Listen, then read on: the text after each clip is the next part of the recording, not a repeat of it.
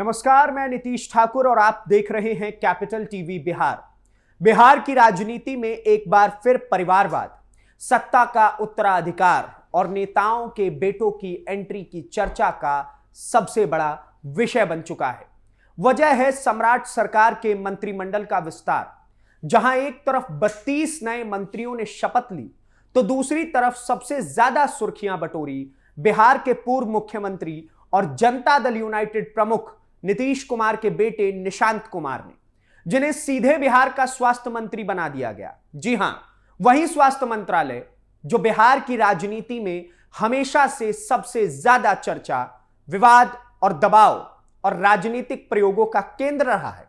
और अब यह भी सवाल उठ रहा है कि आखिर बिहार में स्वास्थ्य मंत्रालय ही नेताओं के बेटों के लिए लॉन्चिंग पैड क्यों बनता जा रहा है। क्यों पहले तेज प्रताप यादव को स्वास्थ्य मंत्री बनाया गया और अब निशांत कुमार को? क्या बिहार का स्वास्थ्य मंत्रालय अब जनता की सेवा से ज्यादा राजनीतिक विरासत तैयार करने का जरिया बन चुका है? और सबसे बड़ा सवाल, क्या निशांत कुमार बिहार की बदहाल स्वास्थ्य व्यवस्था को सुधार पाएंगे या फिर यह भी सिर्फ सत्ता के ट्रायल रूम की एक नई कहानी बनकर रह जाएगी?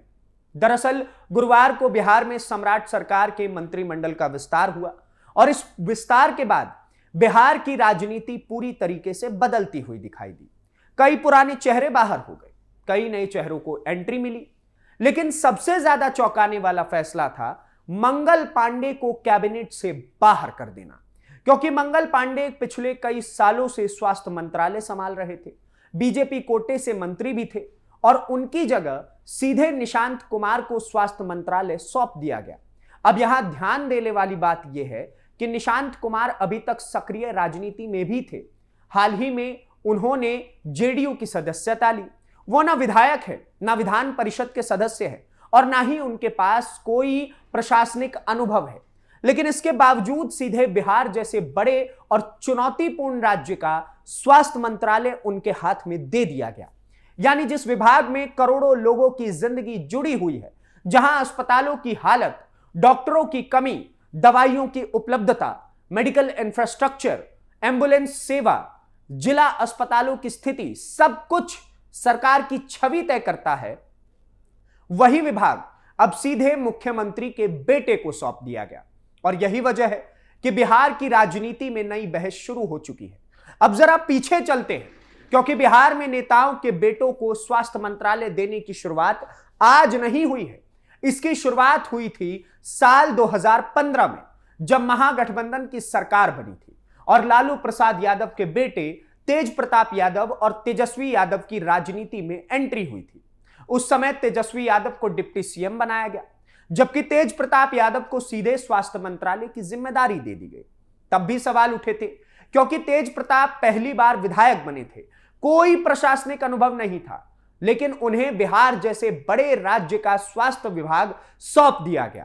उस दौरान तेज प्रताप यादव कई विवादों में भी घिरे हुए थे। सबसे ज्यादा चर्चा उस मामले की हुई थी जब आरोप लगा कि IGIMS के डॉक्टरों और नर्सों की ड्यूटी लालू यादव के आवास पर लगाई गई थी। मामला इतना बढ़ गया कि विपक्ष ने सरकार को घेर लिया। बाद में डॉक्टरों की टीम हटानी पड़ गई।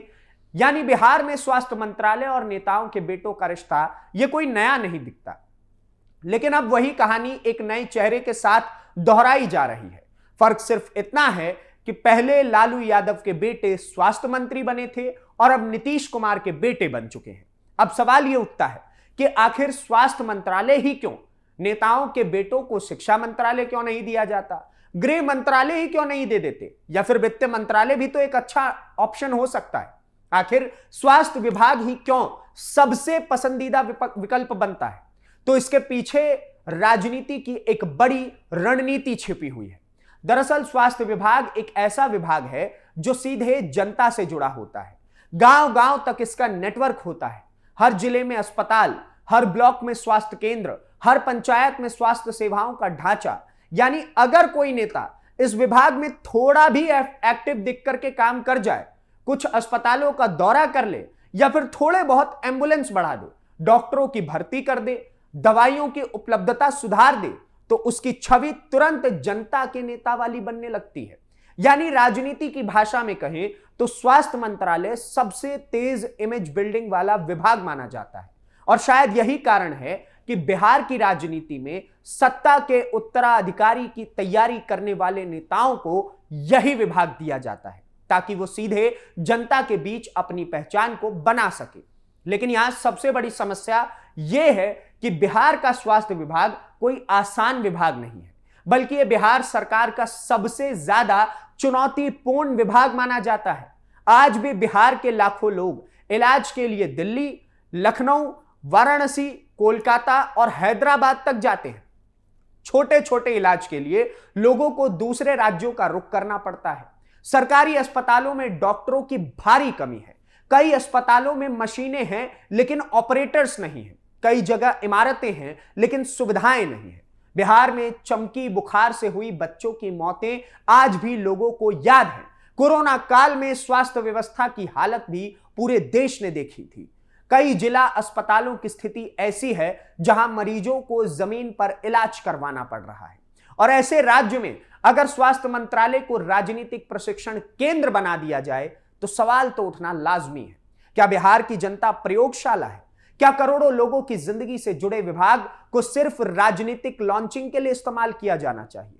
यह सवाल इसलिए भी गंभीर हो जाता है क्योंकि निशांत कुमार के पास अभी तक प्रशासनिक अनुभव नहीं है, राजनीति का भी अनुभव नहीं है। वो पहली बार सार्वजनिक जीवन में सक्रिय हुए हैं और सीधे उन्हें बिहार का सबसे संवेदनशील मंत्रालय दे दिया गया। अब यहां जेडीयू समर्थकों का तर्क अलग है।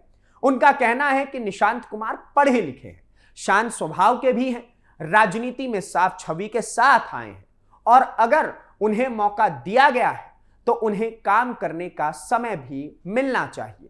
कुछ लोग यह भी कह रहे हैं कि नीतीश कुमार अपने राजनीतिक उत्तराधिकारी के तौर पर निशांत को तैयार कर रहे हैं ताकि उचित समय पर उन्हें लॉन्च किया जा सके और स्वास्थ्य मंत्रालय उसी तैयारी का पहला चरण है। लेकिन विपक्ष इस फैसले को सीधे परिवारवाद बता रहा है। आरजेडी और कांग्रेस के कई नेताओं ने सवाल उठाया है कि अगर कोई आम कार्यकर्ता होता तो क्या उसे बिना विधायक बने, बिना किसी राजनीतिक अनुभव के सीधे स्वास्थ्य मंत्री बना दिया जाता? यानी बिहार की राजनीति में अब वही सवाल फिर से लौट चुका है। क्या राजनीति में परिवार का नाम योग्यता से बड़ा हो चुका है? अब जरा बिहार के स्वास्थ्य मंत्रालय की ताकत को भी समझ लीजिए। यह विभाग सिर्फ अस्पताल चलाने का काम नहीं करता, बल्कि इसका बजट हजारों करोड़ों रुपए का होता है।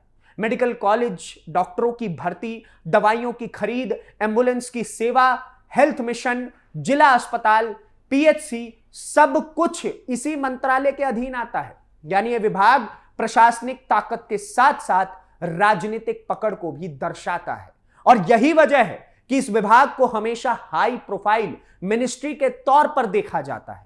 लेकिन दूसरी तरफ जोखिम भी उतना ही बड़ा होता है, क्योंकि अगर अस्पतालों में गड़बड़ी हो जाए, दवाइयों की कमी हो जाए, कोई बड़ी स्वास्थ्य संकट आन पड़े या मरीजों की मौतों का मामला सामने आने लग जाए तो सबसे पहले स्वास्थ्य मंत्री ही निशाने पर आते हैं। यानी यह विभाग जितना जल्दी किसी नेता की छवि बना सकता है, उतनी ही तेजी से उसे नुकसान भी पहुंचा सकता है। अब ऐसे में सबसे बड़ा सवाल यही है कि क्या निशांत कुमार इस चुनौती को संभाल पाएंगे या फिर इसे वो संभालने के योग्य हैं? क्या वो सिर्फ मुख्यमंत्री के बेटे की पहचान से बाहर निकलकर खुद को एक सक्षम प्रशासनिक ताकत के रूप में साबित कर पाएंगे? क्योंकि बिहार की जनता अब सिर्फ भाषण नहीं चाहती, उसे अस्पताल चाहिए, डॉक्टर्स चाहिए, दवाइयां चाहिए, इलाज चाहिए। अगर निशांत कुमार सच में स्वास्थ्य व्यवस्था में सुधार करते हैं, जिला अस्पतालों की हालत बदलते हैं, मेडिकल कॉलेजों की स्थिति सुधारते हैं, डॉक्टरों की भर्ती तेज करते हैं, तो वो बिहार की राजनीति में अपनी एक अलग पहचान बना सकेंगे। लेकिन अगर ये सिर्फ राजनीतिक उत्तराधिकारी का प्रयोग साबित हुआ तो विपक्ष इसे परिवारवाद का सबसे बड़ा उदाहरण बना करके पेश करेगा। और सच कहें तो बिहार की राजनीति अब उसी मोड़ पर खड़ी हुई दिखाई दे रही है, जहां परिवार और राजनीति का रिश्ता और ज्यादा मजबूत होता जा रहा है। पहले लालू यादव के बेटे तेज प्रताप यादव और अब नीतीश कुमार के बेटे निशांत कुमार, यानी बिहार की राजनीति में चेहरे बदल रहे हैं, लेकिन राजनीति का तरीका वही बना हुआ है। अब आने वाले महीनों में सबसे ज्यादा नजर बिहार के स्वास्थ्य विभाग पर ही रहने वाली है, क्योंकि अब हर अस्पताल, हर मेडिकल कॉलेज, हर स्वास्थ्य योजना सीधे निशांत कुमार के प्रदर्शन से जुड़ी हुई होंगी। अगर अस्पतालों की हालत सुधरती है तो इसे उनकी सफलता माना जाएगा, और अगर हालात वैसे ही रहे तो विपक्ष यही कहेगा कि बिहार का स्वास्थ्य विभाग जनता के लिए नहीं है, बल्कि राजनीतिक वारिस तैयार करने के लिए इस्तेमाल किया गया है। तो कुल मिलाकर बिहार की राजनीति में निशांत कुमार की एंट्री सिर्फ एक मंत्री बनने की कहानी नहीं है, बल्कि ये उस राजनीति की कहानी है जहां सत्ता का उत्तराधिकारी अब खुले तौर पर दिखाई देने लगा है। और अब बिहार की जनता यही देखना चाहती है कि क्या निशांत कुमार सिर्फ नीतीश कुमार के बेटे बनकर रहेंगे, या फिर सच में बिहार की स्वास्थ्य व्यवस्था बदलने वाले नेता भी साबित हो पाएंगे। क्योंकि बिहार के अस्पतालों की हालत अब भाषणों से नहीं बल्कि फैसलों से बदलने वाली है। आप क्या सोचते हैं? निशांत कुमार, आपको क्या लगता है कि वो स्वास्थ्य विभाग को लेकर के कैसा प्रदर्शन कर पाएंगे? आपको क्या लगता है कि निशांत कुमार कितनी बेहतरीन तरीके से स्वास्थ्य व्यवस्थाओं को उपलब्ध करा पाएंगे बिहार की जनता को? हमें कमेंट बॉक्स में जरूर बताइए, और इस प्रकार की और वीडियोस को देखने के लिए कैपिटल टीवी बिहार को सब्सक्राइब कीजिए। धन्यवाद, नमस्कार, जय हिंद, जय बिहार।